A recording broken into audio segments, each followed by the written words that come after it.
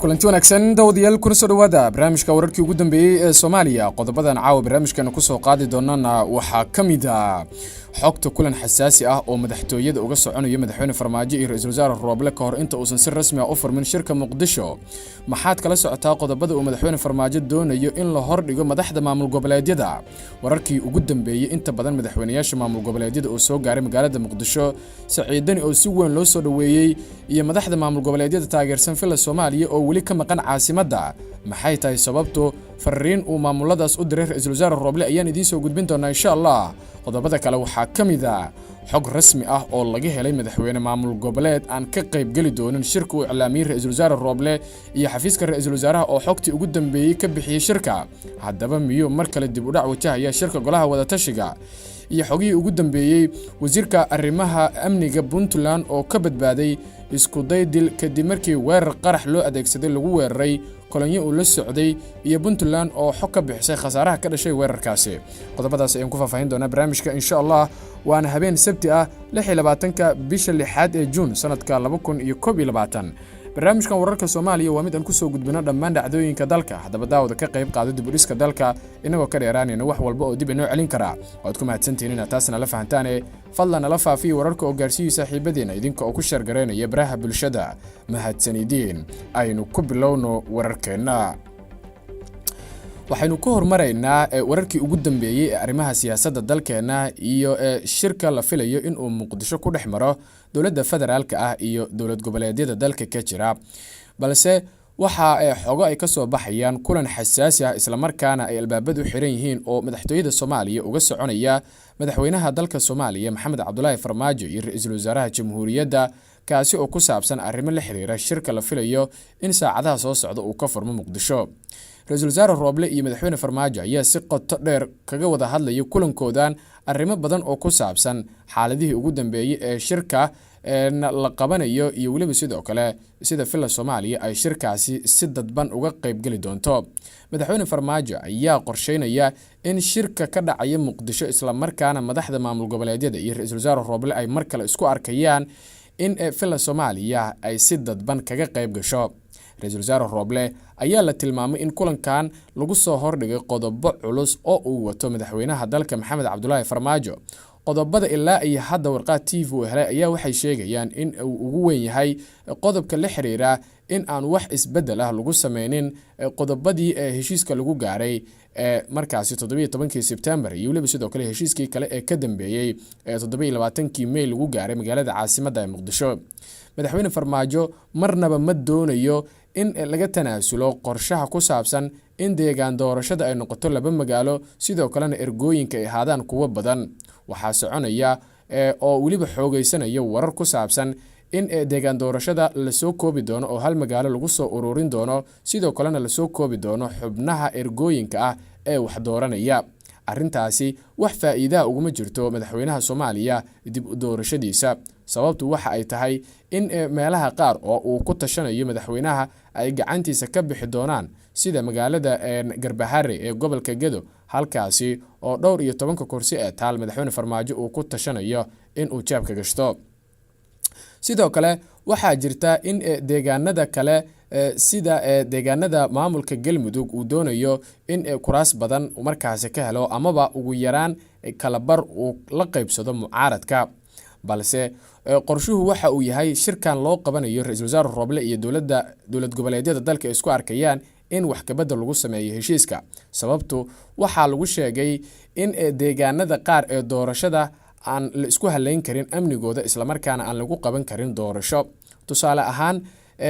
koonfur galbeed doorashada ka dhacaysa waxa loo asteeyay inay ka kala dhacaan magaalooyinka Baraawe iyo waliba sidoo kale magaalada Baydhabo ee xarunta ku meel gaarka u ah maamulka koonfur galbeed Soomaaliya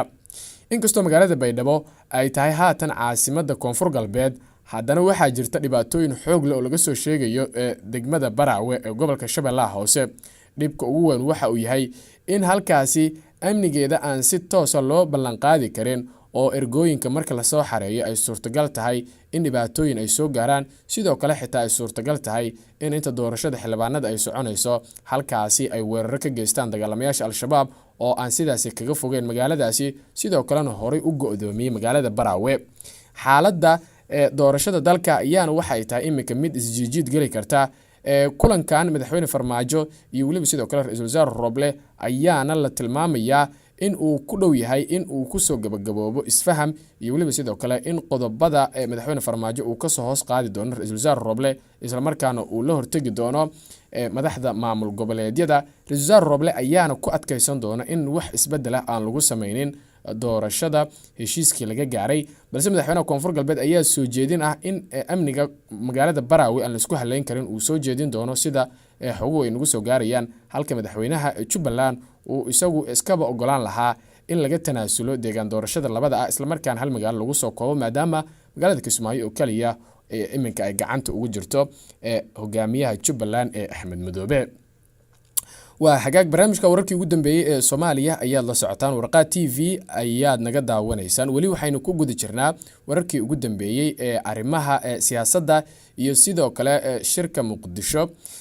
Inta badan madaxda maamul goboleedyada ayaa waxa ay maanta soo gaareen magaalada caasimadda ee Muqdisho iyadoo sidoo kale madaxweynayaasha taageersan dowladda federaalka ah ay qaarkood ka maqan yihiin magaalada caasimadda ee Muqdisho. Waxa mar kale la soo dhaweeyay hogaamiyaha maamulka Puntland Saciid Cabdulaahi Dani oo isagu soo gaaray galabta magaalada Muqdisho. Madaxweynaha dowlad goboleedka Puntland Saciid Cabdulaahi Dani iyo wafdi uu hogaaminayo ayaa ka soo degay goor sii horeysay garoonka diyaaradaha Aadan Cadde ee magaalada Muqdisho. Saciid Dani iyo wafdiga la socday waxa garoonka diyaaradaha Aadan Cadde ku soo dhaweeyay wasiiro ka tirsan xukuumadda Soomaaliya, xildhibaano, saraakiil iyo mas'uuliyiin kale oo dowladda ka tirsan. Madaxweynaha Puntland ayaa magaalada Muqdisho u yimid ka qaybgalka shirka wada tashi looga hadlayo dardargelinta doorashada. Shirkan ayaa waxaa iclaamiyay ra'iisul wasaaraha xukuumadda Soomaaliya. Magaalada Muqdisho waxaa hore u soo gaaray madaxda maamulada Koonfur Galbeed iyo Jubbaland waxaana 3 ku noqday hogaamiyaha Puntland. Waxaa la filayaa in saacadaha soo socda Muqdisho uu soo gaaro madaxweynaha maamulka Galmudug Axmed Cabdi Kaari Qoorqoor. dhinaca kale xogo aynu helnay ayaa waxay sheegayaan in madaxweynaha maamul goboleedka Hirshabelle uusan isagu shirkan ka soo qayb gali doonin isla markaana shirka uu kaga qayb qaadan doono aaladda internetka. waxa magaalada Muqdisho ka soconaya qabanqaabada shirka madaxda wada tashiga qaran ee doorashooyinka kaasi oo la filayo in berrito uu ka furmo Muqdisho. madaxweynayaasha Koonfur Galbeed, Puntland iyo sidoo kale Jubbaland ayaa Muqdisho ku sugan. Axmed Cabdi Kaari Qoorqoor waa isaguna la filayaa in uu soo gaaro magaalada. madaxweynaha Hirshabelle Cali Guudlaawe oo dalka Turkiga isagu ku maqan ayaa si toos ah halkaasi kaga soo qayb gali doona shirka isagoo adeegsan doona aaladda Zoom-ka. waxa uuna shirka noqon doona mid dibad joog ka ah iyadoo la filayo in saacadaha ugu dambeeyay ee shirkaasi uu ku soo biiri doono. Saciid Dani ayaa la sheegay in arrimo u gaara uu sheegtay isla markaana uu dalbaday in shirka uu ka baaqsado, balse ugu dambeyn waa lagu riixay kadib markii cadaadisyo uu ka helay xafiiska ra'iisul wasaaraha. ugu dambeyntiina maanta ayuu isaguna soo gaaray magaalada Muqdisho. shirkan oo imaanaya muddo bil ah kadib markii la saxeexay heshiiskii labaad ee doorashada ayaa waxaa horyaala xalinta caqabado dhowr ah oo ugu horeeyaan arrinta gobolka Gedo, waqti kale oo loo qabto doorashada, dib u eegista magaalooyinka ay ka dhacayso doorashada oo la filayo in isbedel lagu sameeyo iyo arrimo kale oo xasaasi ah oo shirkan ku saabsan. waxaa la filayaa in shirkan uu hormuud u noqdo in doorashada sida ugu dhaqsiyaha badan ay u bilaabato isla markaana la soo xareeyo ergooyinka ka qayb qaadanaya shirkan iyo waliba sidoo kale in la guda galo doorashada xildhibaanada labada aqal ee baarlamaanka federaalka ah ee Soomaaliya, inkastoo iska sahlan tahay doorashada xildhibaanada aqalka sare ee Soomaaliya. ugu dambeyntiina wararka ka imaanaya gobolka Bari ayaa sheegaya in qarax lala beegsaday gaadiid kolonyo oo ay la socdeen wasiirka amniga Puntland Cabdi Samed Maxamed ee Galan, taliyaha ciidamada Puntland General Yaasiin Cumar Dheere iyo gudoomiyaha gobolka Bari Cabdi Samed Yuusuf Maxamed Abwaan. qaraxa oo la sheegay inuu ahaa nooca dhulka lagu aaso ayaa mas'uuliyiintan lagula beegsaday degmada Qandale ee maamulka Puntland, waxayna wafdiga ku guda jireen kormeer ay ka wadeen deegaanka Balidin ee degmada Qandala.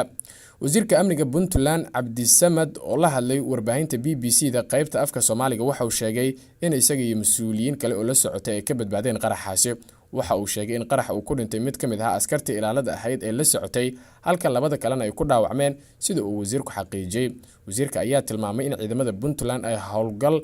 lagula dagaalamayo kooxda Daacish ka wadeen buuraleyda ee Galgala, islamarkaana ay u maleynayeen in miinada ay dhulka geliyeen kooxdaasi. Ma jirto cod sheegatay mas'uuliyadda qaraxaas lala beegsaday kolonyada uu markaasi hogaaminayay wasiirka amniga ee dowlad goboleedka Puntland. Qodobkaasi ayaa ugu dambeeyay warkeena tan iyo warkaan war la mid ah intaynu dib ugu kulmi doono, sidaas iyo nabadgelyo.